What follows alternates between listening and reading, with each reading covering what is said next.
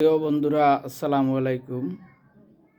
আজকে আপনাদের সাথে একটি বিষয় আলোচনা করতে চাচ্ছি, সেটা হলো যে আগামী নির্বাচনে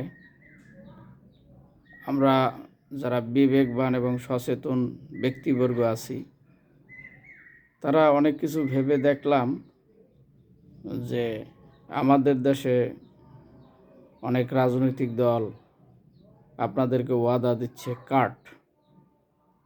বিষয়টি কি উপলব্ধি করছেন? এই যে কার্ডটা জিনিসটা কি?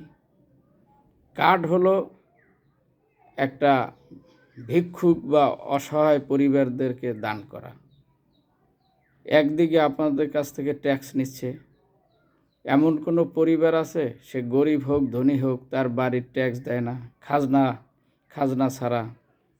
তো একদিকে আপনাদের খাজনা দিনকে দিন বাড়াইতেছে। আপনি দেখবেন একটা জমির দলিল রেজিস্ট্রি করতে গেলে এক সময় যে দলিলে খরচ হইতো ৫-১০ হাজার টাকা, এখন গেলে আপনি ৫০,০০০, ১ লাখ, ২ লাখ টাকা খরচ হয়। অন্যদিকে আপনার দেখবেন যে আপনাদেরকে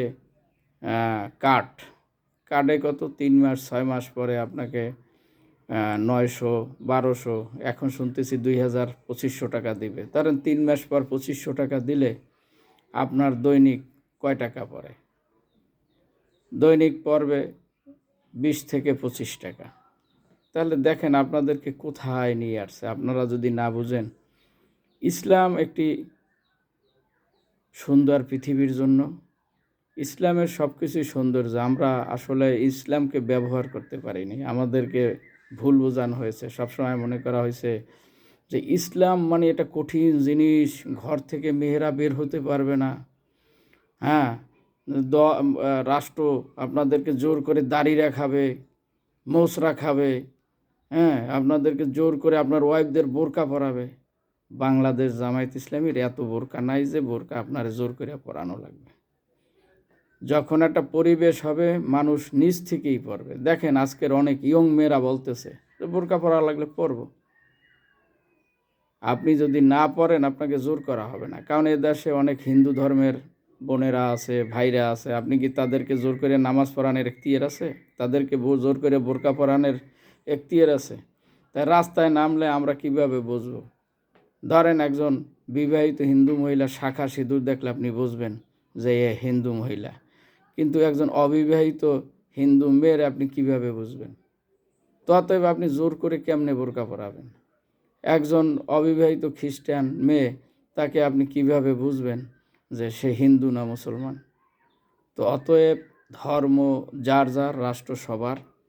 বাংলাদেশ জামায়াত ইসলামী রাষ্ট্র ক্ষমতায় গেলে প্রধান যে কাজ হবে সেটা হলো নামাজ কায়েম করা হবে, জাকাত মুসলিমদের কাছ থেকে আদায় করা হবে, অন্যান্য ধর্মের কাছ থেকে ট্যাক্স আদায় করা হবে, এবং এই জনগণের টাকা একেবারে যেভাবে আপনারা দিবেন ওইভাবেই আপনাদের কাজেই ব্যবহার করা হবে। অলরেডি আপনার দিনাজপুরকে সিটি কর্পোরেশন, একটা মনের মতো একটা প্রস্তাব। দিনাজপুরকে সিটি কর্পোরেশন, বগুড়াকে সিটি কর্পোরেশন, এটা উচিত ছিল অনেক আগেই। কারণ বগুড়া সেই পুরনো একটা জনপদ, দিনাজপুরও একটা পুরনো জনপদ। বাংলাদেশের খাদ্য ভাণ্ডার, শস্য ভাণ্ডার বলা হয়, অথচ তারা সিটি কর্পোরেশন হিসেবে গণ্য হয় না। তাই প্রিয় বন্ধুরা, আপনাদের নিজেদের বিবেককে কাজে লাগাইতে হবে। এই 2-4-2500 টাকার কার্ড নেবেন, মেম্বারকে দেওয়া লাগবে 1,000-1,500 টাকা, মানে আবার দুর্নীতি। তাই আপনাদের সাবধান। আপনাদের এই দুর্নীতি মুক্ত একটা দেশ গড়েন, দেখবেন যে সুফল কীভাবে পাওয়া যাবে। দেখবেন যে একজন প্রশাসনের কর্মকর্তা কর্মচারীদের বেতন আজকে আছে 20,000 টাকা, দেখবেন ইসলাম কায়েম হলে এই প্রতিষ্ঠানের বেতন হবে 40,000 টাকা, ডাবল হবে। ইসলামের সিস্টেম আছে। আপনি দুর্নীতি রোধ করতে হলে আপনার তাদের চাহিদা আগে পূরণ করতে হবে। আমার যদি ফ্যামিলির চাহিদা না পূরণ হয়, আমাকে দিয়ে তো দুর্নীতিমুক্ত করা সম্ভব না। সেই জন্য সকল কর্মকর্তাদের বেতন 2 গুণ 3 গুণ বাড়বে। এটা অটোমেটিকলি বাড়ে। আপনি যদি জিজ্ঞেস করেন যারা ইবনে সিনায় চাকরি করে, দেখবেন যে অন্য জায়গায় ওয়ার্ড বার বেতন আছে 5,000 টাকা, ইবনে সিনায় দেখবেন যে বেতন আছে 25-30 হাজার টাকা। একজন ওয়ার্ড বাই ইনকাম করে। একজন সিকিউরিটি গার্ড, আমি আজ থেকে 10 বছর আগে তাকে জিজ্ঞেস করছি আপনি বেতন পান কত? ইবনে সিনার একজন ওয়ার্ড বয় 28,000 টাকা বেতন চলছে আজ থেকে 10 বছর আগে। তার চাকরির মেয়াদ বাড়ছে, ধীরে ধীরে তার বেতনও বৃদ্ধি পেয়েছে। তাই একটা সিকিউরিটি গার্ড 28-30 হাজার টাকা যদি বেতন পায়, এর সাথে ওভার টাইম, 4টা বোনাস, তাহলে তার আর কিছু দরকার হয় না।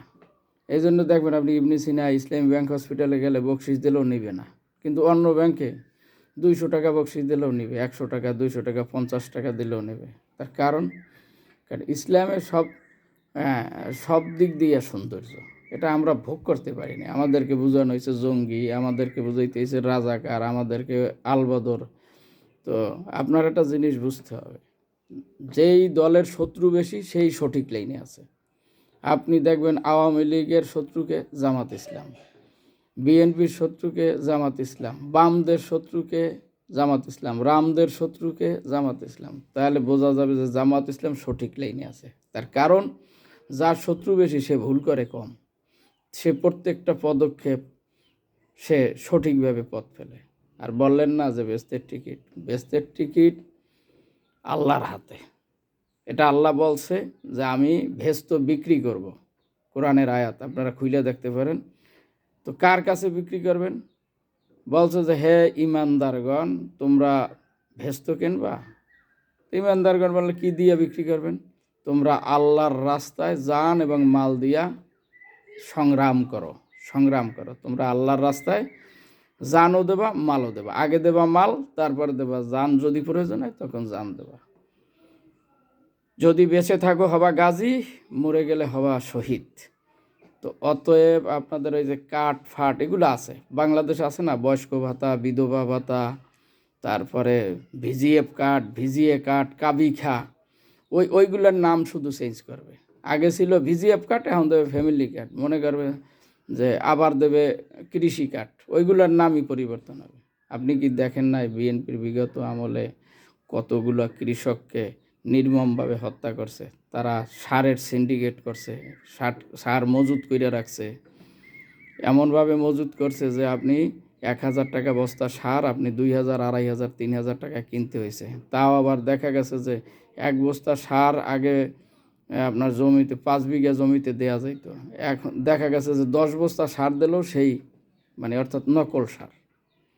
এরপরে কৃষকরা যখন 2001 সালে আন্দোলন শুরু করলো, 2091 সম্ভবত 92-93 দিকে, কৃষক আন্দোলন বিএনপির 2 টার্মই হয়েছে, 91 থেকে 96 ভিতরে হয়েছে, 2001 থেকে 4-এর মধ্যে। তাই 2001-এর যে একের পরে যে আন্দোলনটা হয়েছিল, এটা ভয়াবহ একটা আন্দোলন হয়েছে। সারা বাংলাদেশের কৃষকরা আন্দোলনে যোগ দিয়েছিল। প্রায় 24 জন উত্তরবঙ্গের কৃষককে হত্যা করা হয়েছে নির্মমভাবে।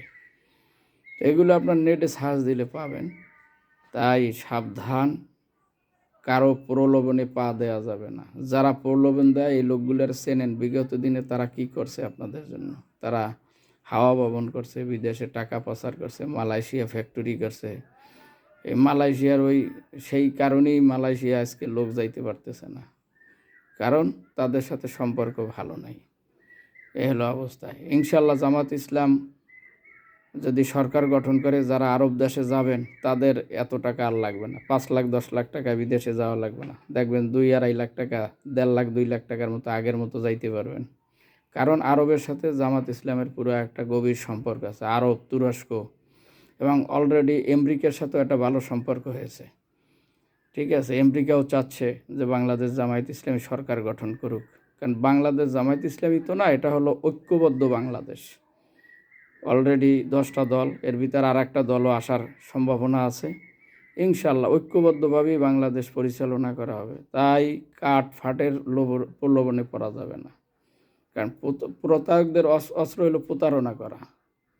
দেখবেন যে ওই রাস্তায় দেখবেন যে অটো যারা ছিনতাই করে, তারা আপনারে দেখবেন যে 200 টাকার ভাড়া 1,000 টাকা দেবে, আপনার হোটেলে নিয়ে কইবে আসেন বিরিয়ানি খাই। এরপরে দেখবেন যে বিরিয়ানি খাইছেন, আপনার অটো শেষ, ঘুম থেকে উইঠা দেখবেন যে আপনার আর অটো নাই, আপনি ঘুমাই রয়েছেন রাস্তার পাশে।